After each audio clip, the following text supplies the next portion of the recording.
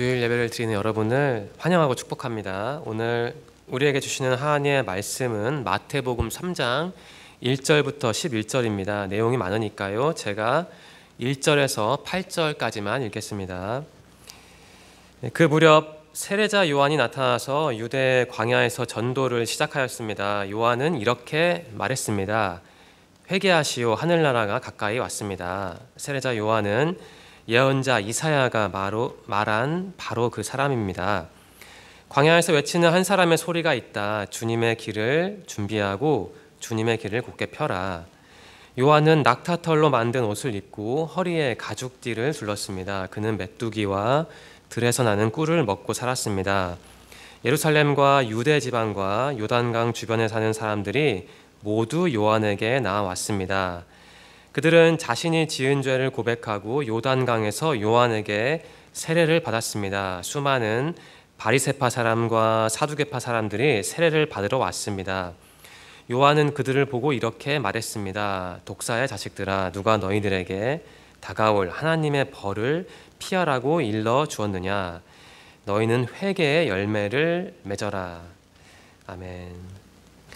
오늘이 어떤 주일인지 다들 아실 겁니다. 대림절 첫째 주일이죠. 대림절에 다른 이름이 있습니다. 대강절 그리고 강림절입니다. 대림절은 예수님의 탄생을 기다리는 절기입니다. 그뿐만이 아니죠. 대림절은 예수님의 다시 오심도 기다리는 절기입니다. 교회력은 대림절에서 시작을 합니다. 우리 신앙인들에게 이 절기는, 대림절은 새로운 해의 시작이죠. 따라서 대림절은 여러분과 저에게 굉장히 중요한 의미를 줍니다. 형식적인 절기가 결코 아니죠. 대림절을 하나의 열매로 비유해 보겠습니다. 이 대림절이라는 열매를 압착하면 진액이 나오는데요. 그 진액이 바로 기다림이라는 주제입니다. 기다림. 주님을 기다린다는 거죠. 이것을 꼭 기억하십시오. 오늘 우리는 세례 요한을 만나고자 합니다. 그의 인생 여정의 한 궤적을 살펴보려 합니다. 요한은 예수님의 길을 준비했죠. 그는 주님을 간절하게 기다리는 삶을 살았습니다. 요한은 사람들에게 설교했습니다. 주님을 기다리십시오 라는 외침이었습니다. 온전한 마음으로, 올바른 행동으로 그분을 기다리라는 교훈이었습니다. 2000년 전 요한이 사람들에게 줬던 교훈은 물론 지금도 유효합니다. 요한은 오늘 이 자리에 있는 여러분과 저에게도 외치고 있습니다. 우리가 주님을 간절히 기다려야 한다는 겁니다. 요한의 외침이 우리 마음에 신앙적인 파동을 일으킬 것이다 라는 소망과 기대를 품고 저는 이 설교를 준비했습니다. 이제 본문 말씀을 함께 살펴보겠습니다. 어느 날 예수님은 제자들에게 이런 말씀을 하셨습니다. 마태복음 11장 11절이죠. 오늘 본문 말씀은 아닙니다. 내가 너희에게 진정으로 말한다. 여자가 낳은 사람 중에 그 누구도 세례자 요한보다 더 위대한 사람은 없다 라고 예수님은 제자들에게 말씀하셨습니다. 대체 요한이 당시에 어떠한 존재였길래 예수님은 요한보다 위대한 사람이 없다고 말씀하셨을까요?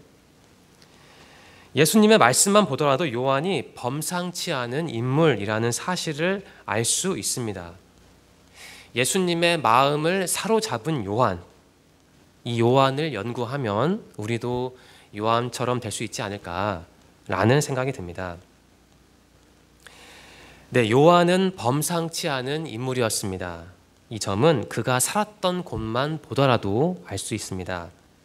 요한이 살았던 곳이 어디입니까? 광야, 즉 사막입니다. 요한은 어느 시점에 유대 사막에서 전도를 시작했습니다.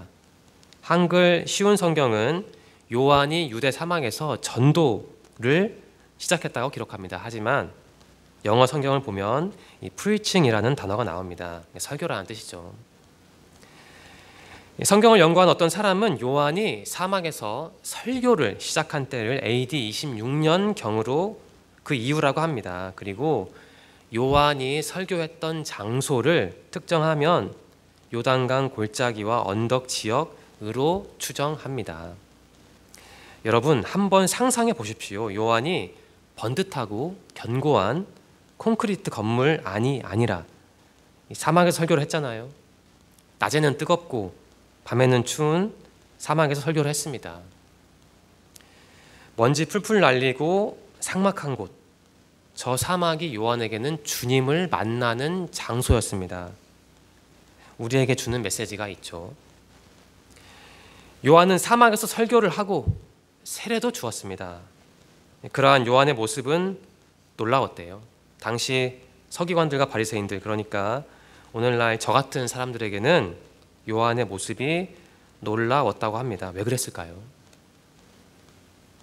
요한이 예루살렘 성전이 아니라 사막에서 사역을 했기 때문입니다.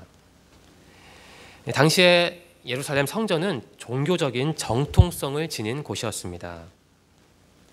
정통성을 비껴나서 사막에서 활동한 요한, 그렇다면 당시 사람들에게 사막은 어떤 의미가 있었을까요? 요한이 살던 때 사막은 사람들에게 여러 가지 의미가 있었습니다. 사막은 도피처를 의미했습니다. 또한 사막은 마귀가 사는 저주받은 땅이었습니다. 그뿐만 아니죠. 사막은 하나님이 당신을 드러내시는 장소였습니다. 그러니까 자기 계시라고 하죠. 이 사막과 예루살렘 성전이 이처럼 극명하게 대비됩니다. 사막은 하나님이 나타나시는 곳이었습니다. 그렇다면 당시 예루살렘 성전은 어떠했을까요? 2000년 전에 예루살렘 성전은 오늘날 우리가 아는 예루살렘과는 완전히 달랐습니다. 요한이 활동할 때 예루살렘은 종교적으로 타락한 도시였습니다. 하나님은 그러한 예루살렘 성전에 계시지 않았던 거예요. 사막과 예루살렘 성전이 대조되잖아요. 요한과 대립되는 사람들이 분명히 있죠. 당시의 종교 지도자들이 바로 그들입니다. 요한은 하나님의 일을 했습니다. 하지만 당시 종교 지도자들은 하나님의 일을 한 게 아니고 하나님의 마음을 아프게 했죠. 타락했던 거예요. 저 성전 안에서요. 그러니 저들의 눈에 요한이 얼마나 특이하게 보였겠어요. 더구나 그러한 요한에게 세례를 받은 예수님이 또 얼마나 특이하게 보였겠어요. 질문을 드리겠습니다. 우리는 지금 사막에 있습니까? 아니면 예루살렘 성전 안에 있습니까? 질문을 확대해 봅시다. 한국 교회는, 한국 교인들은 지금 사막에 있습니까? 아니면 예루살렘 성전 안에 있습니까? 요한은 사막에 있었습니다. 예수님은 요한에게 사막에서 세례를 받았습니다. 예루살렘 성전이 아니라 사막에서 설교를 하고 사막에서 세례를 받았다는 게 무엇을 의미할까요? 그 의미는 바로 이겁니다. 예수님과 요한은 완전히 새로운 가치를 당시 사람들에게 보여줬던 거예요. 요즘 저는 한국 교회에 관한 책을 집중적으로 읽고 있습니다. 새삼 한국 교회에 바로 이 새로운 가치가 절실하지 않나 라는 생각을 저는 감히 했습니다. 많은 신학자와 목회자가 진단을 해요. 여러 면에서 한국 교회는 위기라고 진단을 합니다. 그런데 다행히도 위기를 돌파할 통로는 가까이 있는 것 같습니다. 본문 말씀에 담겨 있지 않을까 합니다. 좁혀서 생각해 봅시다. 우리도, 여러분과 저도 신앙생활을 하면서 위기를 겪잖아요. 여러분이 예수님과 요한, 그리고 두 분이 있었던 사막의 의미를 묵상함으로써 그 위기를 극복하기를 바랍니다. 본론으로 돌아오겠습니다. 2000년 전 예루살렘은 타락한 곳이었죠. 겉으로만 멀쩡한 성전이었습니다. 그 속은 완전히 썩어 있었죠. 그래서 요한은 사막에서 활동을 한 거예요. 그래서 예수님은 사막에서 그 요한에게 세례를 받으신 거고요. 본문 말씀은 아니지만 예수님이 예루살렘 성전을 비판하셨던 모습을 보겠습니다. 마태복음 21장 12절과 13절입니다. 예수님께서 성전에 들어가셨습니다. 예수님께서는 성전에서 사고 파는 사람들을 모두 내쫓으시며 돈 바꾸어 주는 사람들의 책상과 비둘기 파는 사람들의 의자를 둘러 엎으셨습니다. 그리고 사람들에게 말씀하셨습니다. 내 집은 기도하는 집이라 불릴 것이다 라고 성경에 기록되어 있는데 너희는 오히려 강도들의 소굴로 바꿔버렸다 라고 예수님이 말씀하셨죠. 이 강도들의 소굴이라는 예수님의 비판이 잘 보여줍니다. 당시 예루살렘 성전 안팎을 둘러싼 그 신앙적인 어둠을 여과 없이 보여줍니다. 이 사실 한 조각을 기억해야 합니다.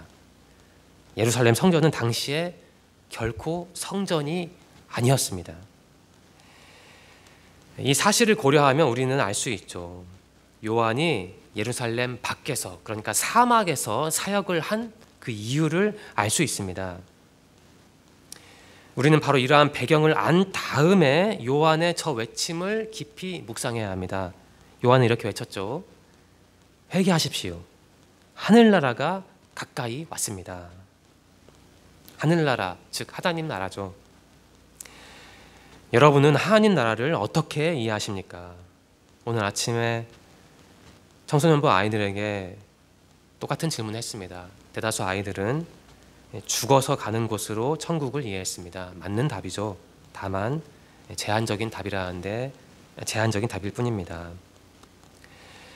하나님 나라는 우리가 죽어서 가는 곳이기도 하고요. 또한 하나님이 통치하시는, 다스리시는 상황이죠.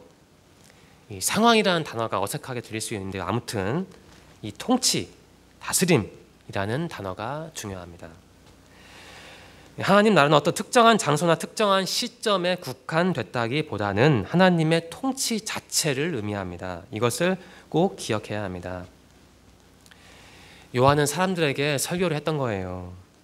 하나님이 모든 사람과 모든 것을 다스릴 것이라고 설교했습니다. 저는 요한의 말을 제 말로 이렇게 바꾸고 싶습니다.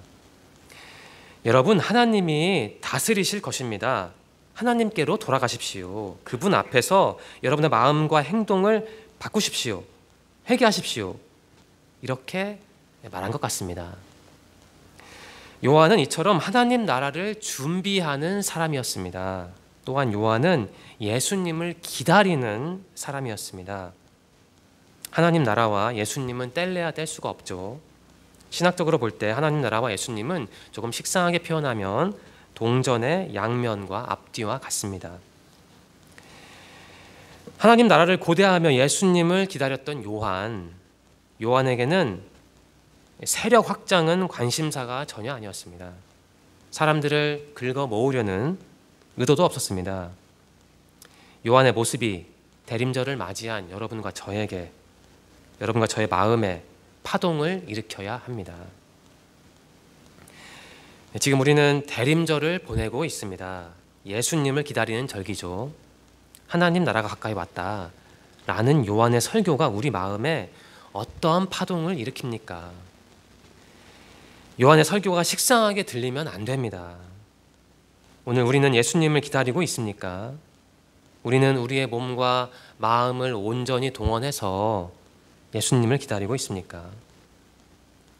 우리의 말과 행동을, 그리고 생각을 특별히 점검해야 합니다. 앞에서는 요한의 설교를 살펴보았습니다. 요한의 메시지는 요한의 모습과 밀접합니다. 회개하십시오. 하늘나라가 가까이 왔습니다. 라는 요한의 설교가 상징하는 게, 요한의 설교를 상징하는 게 있습니다. 바로 요한이 입었던 옷과 그가 먹었던 음식입니다. 요한은 낙타털로 만든 옷을 입었고 그가 먹었던 음식은 메뚜기와 들에서 채취한 꿀이었습니다. 이 회개하시오라는 설교를 시각적으로 보여주는 게 바로 낙타털로 만든 옷입니다. 요한이 먹었던 저렴하고 거친 음식도 그의 설교와 조화를 이루고 있죠. 요한은 한마디로 자신의 설교를 자신의 삶으로 온전하게 구현했던 겁니다. 저는 요한을 보면서 자연스럽게 제 모습을 점검했습니다.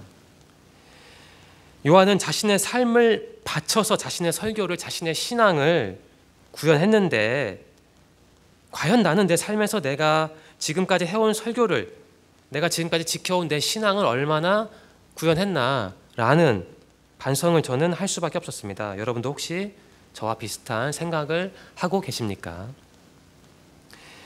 또한 저는 점검했습니다. 예루살렘 성전 안이 아니라 그 밖에서, 즉 사막에서 간절한 마음으로 신앙생활했던 요한, 반면에 예루살렘 성전 안에서 겉으로만 신앙생활했던 당시의 종교 지도자들, 이 두 부류의 신앙인들을 보면서 저는 제가 어느 지점에 조금 더 가까운지 점검했습니다. 요한이 사역할 때 전부 다는 아니고요, 아마 여러 종교 지도자는 반쪽짜리 신앙인들이었습니다. 그들은 겉으로만 경건했지 하나님 나라에 관심이 없었고, 예수님을 이해하지 못한 정도가 아니라 그분을 죽이려고 했습니다. 하지만 요한에게는 오로지 하나님 나라였습니다. 요한은 예수님을 그 무엇보다 그 누구보다 간절하게 기다렸습니다. 인생을 다 바쳐서 그렇게 살았습니다. 새삼 신앙에 관한 신학적인 정의가 떠오릅니다. 신앙은 주님을 그 누구보다 그 무엇보다 믿고 의지하는 겁니다. 태도입니다. 그렇다면 여러분, 한국 교회 교인들은 요한처럼 신앙생활을 잘하고 있을까요? 좀 유치하게 들리겠지만 한번 구분해 봅시다. 신앙생활의 하드웨어는 예배 참석, 공동체 활동 등으로 구성되죠. 신앙생활의 소프트웨어는 주님에 관한 신학, 관점 등일 겁니다. 쉽게 말하면 당연한 말인데요, 하드웨어는 눈에 보이는 거고 소프트웨어는 눈에 안 보이는 겁니다. 제가 제 자신을 평가하는 게 객관적이진 않은데요, 저는 오늘 설교를 준비하면서 요한을 다시 묵상했습니다. 요한의 신앙을 기준으로 제 신앙을 점검했습니다. 그리고 이러한 결론을 내렸습니다. 저는 하드웨어적으로는 꽤 준수한 괜찮은, 제 입으로 괜찮다긴 좀 그렇지만 괜찮은 신앙생활을 해온 것 같습니다. 하지만 저의 신앙적 소프트웨어는 고칠 게 많다라는 결론을 저는 내렸습니다. 요한은 신앙생활에 있어서 이 소프트웨어와 하드웨어를 동기화한 사람입니다. 그는 하나님 나라와 예수님을 기다렸습니다. 간절한 마음으로 기다렸습니다. 말과 행동으로도 기다렸습니다. 요한이 입은 낙타털 옷과 요한이 먹은 거친 음식은 그의 마음을, 신앙을 반영하는 거예요. 요한이 성공했던 동기와 작업이 목회자로서 제 자신의 목표가 되어야 한다는 깨달음을 저는 얻었던 겁니다. 여러분은 요한의 동기와 작업에서 어떠한 신앙적인 교훈을 얻으실 겁니까? 조심스럽게 말씀드리겠습니다. 다시 말씀드리면 저를 포함한 적지 않은 한국 교회 교인들은 요한이 보여준 이 동기와 작업을 잘 못하는 것 같아요. 이렇게 비유하겠습니다. 저를 포함한 적지 않은 한국 교인들은 결혼식을 결혼 생활보다 훨씬 더 중요하게 여기는 것 같아요. 여기까지만 말씀드리겠습니다. 요한은 사막에서 살면서 예수님을 위한 말과 행동을, 예수님을 향한 마음과 동기화했습니다. 예수님을 기다리는 대림절입니다. 요한의 동기와 작업을 재구성해서 여러분만의 대림절 신앙을 확보하십시오. 앞에서는 요한의 모습을 살펴보았습니다. 이어지는 내용은 요한의 설교에 대한 당시 사람들의 반응과 종교 지도자들을 향한 요한의 경고입니다. 회개하시오, 하늘나라가 가까이 왔습니다 라고 요한은 설교했습니다. 회개를 촉구하는 설교였죠. 사람들이 어떻게 반응했습니까? 많은 사람이 회개했대요. 그리고 세례를 받았대요. 예루살렘과 유대 지방과 요단강 주변에 사는 사람들이 모두 요한을 찾아와서 회개하고 세례를 받았대요. 요한의 설교 한 편이, 그 단 한 편의 설교가 이스라엘의 모든 계층의 몸과 마음을 사로잡은 거죠. 하나님은 오늘 요한을 통해서 여러분과 저에게도 이렇게 말씀하신 게 아니겠습니까? 회개하여라, 나의 나라가 가까이 왔다. 예수님을 기다리는 대림절입니다. 예수님을 기다린다는 게 구체적으로 무엇을 의미할까요? 내가 예수님을 기다린다는 건 내가 특정 장소에서 약속을 잡은 친구가 오기를 기다리는 것과 완전히 다릅니다. 이 친구를 기다리는 건 나를 돌아보는 일과 상관이 없습니다. 초점은 친구에게 있고 또 둘이 만나서 할 말과 같이 먹을 음식에 있겠죠. 반면에 예수님의 다시 오심을 기다린다는 건 반드시 나를 돌아보는 작업을 전제합니다. 예수님과 온전한 관계를 이루기 위해서는 내가 예수님과 함께할 내가 온전해야 하기 때문입니다. 완전할 수는 없죠. 하지만 온전할 수는 있습니다. 그렇다면 온전한 나로 바뀌는 게 뭘 의미할까요? 답이 나왔죠. 바로 회개입니다. 6절은 기록하죠. 요한을 찾아온 사람들이 자신들의 죄를 고백했대요. 이 대림절에 여러분과 저는 무엇을 고백해야 할까요? 이 대림절에 여러분과 저는 무엇을 회개해야 할까요? 여러분과 제가 지은 죄는 무엇입니까? 대림절을 맞이해서 한시적으로 회개하는 건 아니죠. 다만 대림절의 회개를 좀 더 집중적으로 고민하고 좀 더 체계적으로 하는 게 아닐까라는 생각이 듭니다. 우리는 예수님을 사랑으로 정의합니다. 예수님은 우리를 사랑하시고 우리에게 먼저 다가오시는 분이 분명합니다. 그렇더라도 우리가 해야 할 일이 분명히 있잖아요. 결국 신앙생활의 주어는 나입니다. 내가 담당해야 할 영역이 있습니다. 예수님은 우리에게 손을 내미시죠. 그런데 우리가 그분의 손을 붙잡기 전에 해야 할 일이 있다는 거예요. 그게 뭘까요? 또 회개죠. 회개하라는 겁니다. 지은 죄를 고백하는 것, 회개하는 것, 그러고 나서 세례를 받는 것.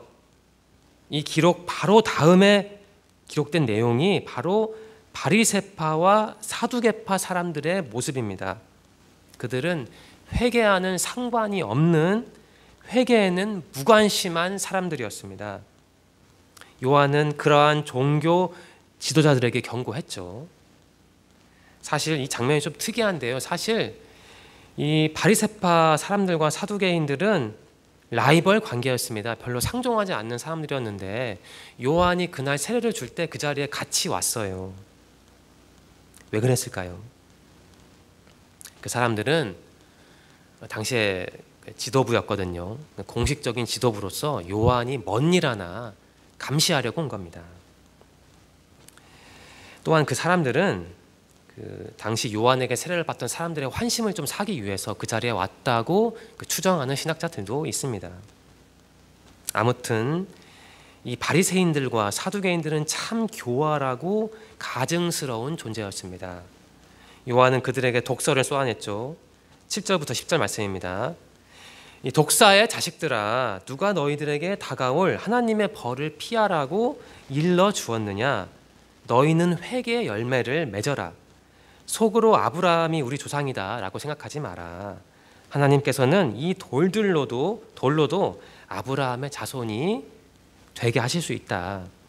도끼가 이미 남의 뿌리에 놓여 있다. 좋은 열매를 맺지 못하는 나무들은 모두 찍혀 불에 던져질 것이다 라고 요한은 경고했습니다. 한마디로 회개를 촉구한 것이죠. 하나님 나라가 오면 회개하지 않은 사람들은 심판을 받지만 회개하는 사람들은 하나님의 진노와 심판을 피할 수 있다. 이러한 경고를 설교를 했던 겁니다.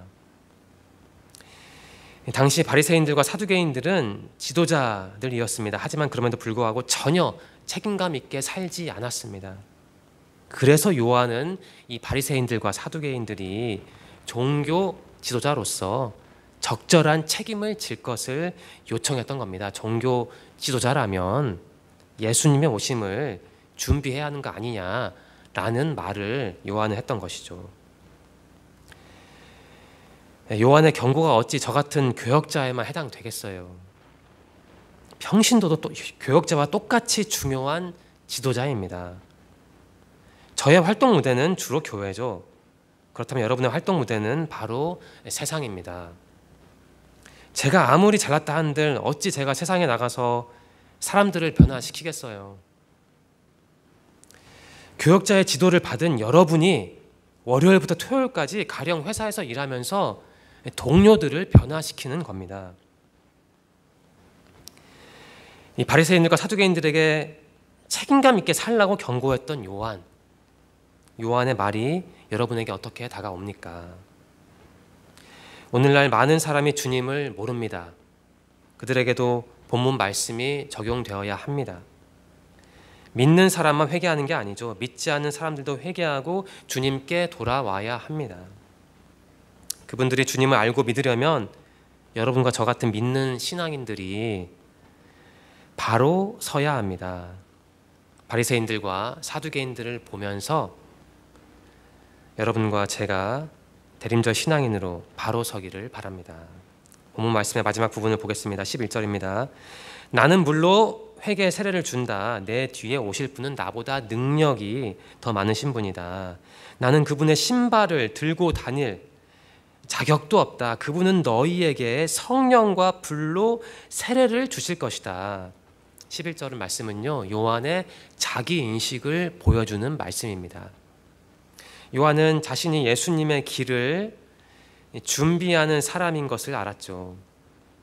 사람들로 하여금 여러분이 기다릴 분은 제가 아니라 바로 예수님입니다 라고 확실하게 말할 줄 아는 사람이 바로 요한이었어요.